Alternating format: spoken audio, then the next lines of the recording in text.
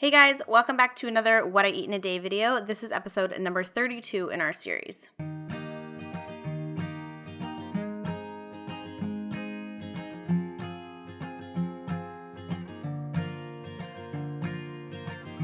I started my day with a matcha latte and a red velvet smoothie bowl, but first I had some hot water with lemon just to kind of get the digestive juices flowing and help to kind of flush out some toxins. For the matcha, I use my favorite matcha powder, which is the ceremonial grade matcha from the Matcha Reserve. If you guys want to try this matcha, you can use the code simplyquinoa and that will give you 15% off. Of course, I sweeten it with my monk fruit extract. And then I also add in some pumpkin pie spice, as well as some ashwagandha powder. This is an adaptogenic powder that helps with energy and hormone balancing. And then I also add in some coconut butter, and this is the coconut butter from Thrive Market, and I just bought it and I love it. It's so creamy and smooth, and it's awesome in lattes. Then I just top it with some hot water, blend it all up, pour it into my mug, and I'm good to go. You guys know how much I love matcha. I make these pretty much in every single one of my What I Eat in a Day videos. If you haven't tried it yet, I highly recommend.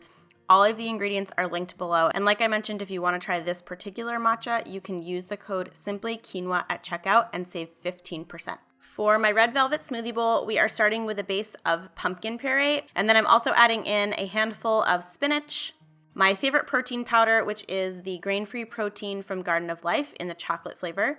Also some raw cacao powder, a little bit of this power dust from Moon Juice Shop. This is totally optional. I know it's an expensive ingredient, so you definitely don't have to add this in.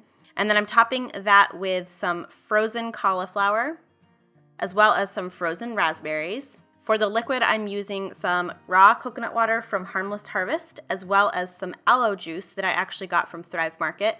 And aloe juice is really great for digestion. So you add those liquids in and blend it all up until it's nice and smooth and creamy. Pour it into your bowl, and then top with whatever toppings you like. For my toppings, I went with cacao nibs, as well as some dried mulberries, and a scoop of peanut butter, of course.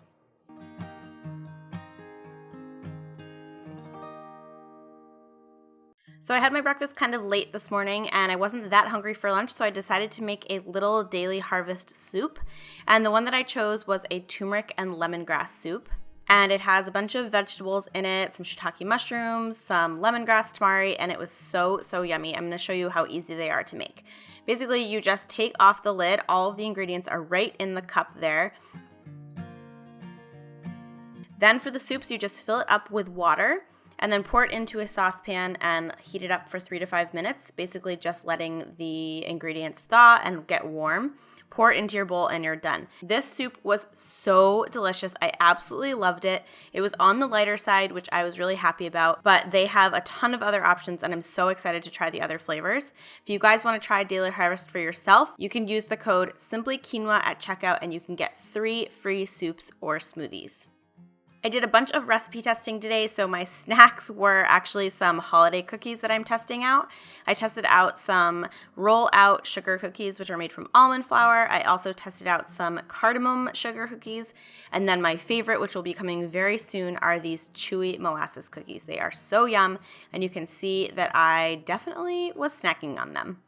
For dinner, I made some vegetarian spaghetti squash boats, and this is actually a recipe that just went up on my blog today, so you can check it out in the description box below if you want to try it. Essentially, we are making my red lentil bolognese sauce, which is a can of diced tomatoes, also some red lentils, some hummus, some Italian seasoning, some salt, and some water, and then I actually did also add in some nutritional yeast for a little bit of flavor.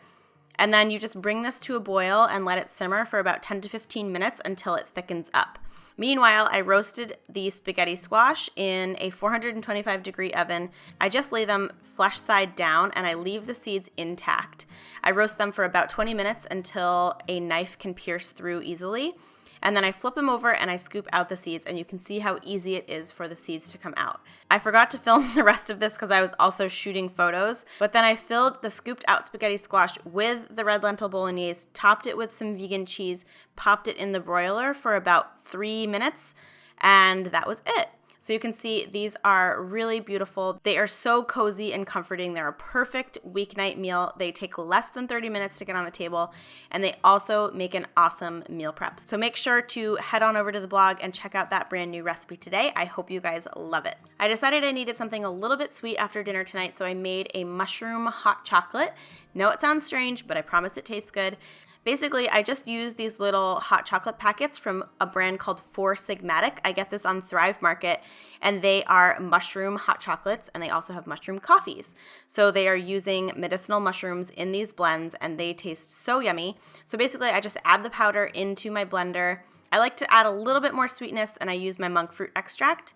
Then I top it with a little bit of almond milk, add some hot water in, blend it up, and it's a smooth and creamy hot chocolate. It's so, so, so yummy. You guys should definitely try this. I highly recommend. So I hope you enjoyed today's What I Eat in a Day video. As always, I'd love to hear your thoughts and feedback. Let me know in the comment box below. Other than that, make sure to tap that button that has my face on it, and that will subscribe you. And of course, the recipe is also linked on this page as well if you want to check out those spaghetti squash boats. Thanks so much for watching, you guys, and I'll see you in the next video.